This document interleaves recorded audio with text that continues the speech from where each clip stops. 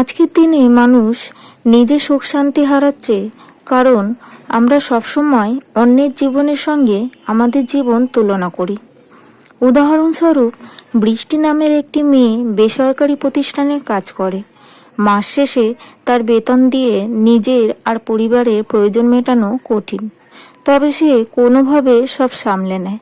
কিন্তু প্রতিদিন সে তার সোশ্যাল মিডিয়াতে তার বন্ধু তৃষার ছবিগুলো দেখে, যেখানে তৃষা বিদেশে বেড়াতে যাচ্ছে, দামি পোশাক পরছে এবং তার দামি গাড়ির ছবি পোস্ট করছে।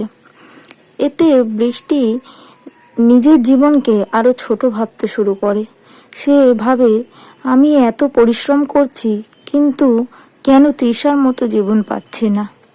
এই ভাবনাগুলো তাকে দিনে দিনে আরো হতাশার দিকে নিয়ে যায় এবং দুঃখ তৈরি করে। সে তার নিজের সাফল্য ভুলে গিয়ে কেবল তৃষার জীবনের সাথে তুলনা করতে থাকে। অন্যদিকে তৃষা হয়তো বাইরে থেকে সুখী মনে হচ্ছে, কিন্তু তার নিজের জীবনেও অনেক সমস্যা রয়েছে।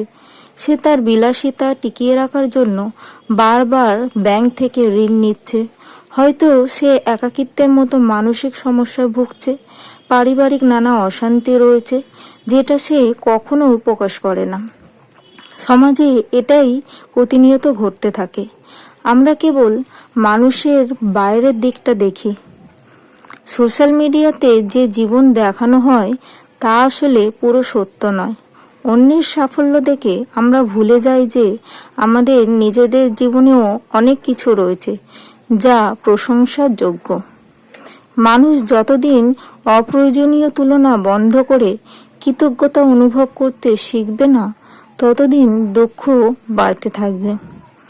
জীবন দেখে দুঃখ পাওয়ার চেয়ে নিজের জীবনে যা আছে তার জন্য কৃতজ্ঞতা হওয়া উচিত। তুলনা করলে সেই মানুষদের সাথে তুলনা করা উচিত যারা তোমার চেয়ে খারাপ অবস্থায় রয়েছে। তাহলে নিজের জীবনের সুখ বুঝতে পারবে।